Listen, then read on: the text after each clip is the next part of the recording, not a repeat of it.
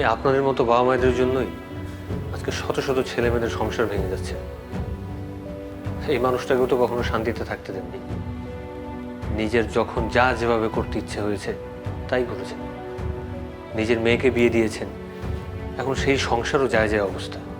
নারীর স্বাধীনতা নামে আপনারা কিছু সংখ্যক নারীরা যা করছেন, এটাই নারীর কলঙ্ক।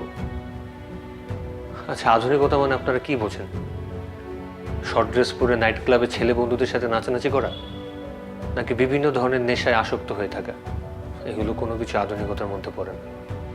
আর এই যে আপনি বাবা হিসেবে কখন এতটুকু জানতে চেয়েছেন রাত বিরাত আপনার মেয়ে কোথায় থাকে, কার সাথে মেশে, সে কতটুকু সুরক্ষিত আছে?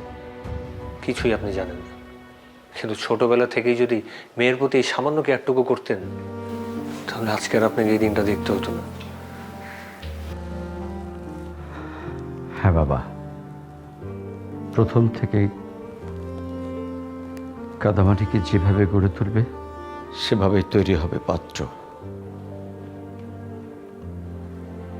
স্বামী কিংবা বাবা হিসেবে এটাই আমার ব্যর্থতা। একটিও সঠিক পাত্র আমি গড়ে তুলতে পারিনি। শেষ বয়সে এসে ধাক্কা খেয়ে শিখলাম আর ভুল হবে না। প্রতিটা ভুল মানুষের জীবনে তার পিতামাতা অথবা অভিভাবকের কাছ থেকেই এমনটা হয়ে থাকে। আমার জীবনও হয়তো তাই হয়েছে। বাকিটা জীবন গুছিয়ে তোলার চেষ্টা করব।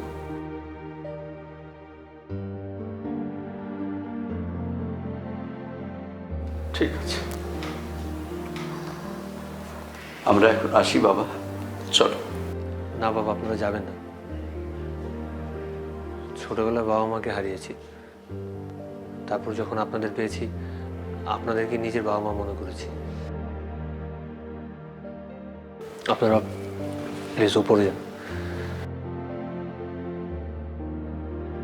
চলো।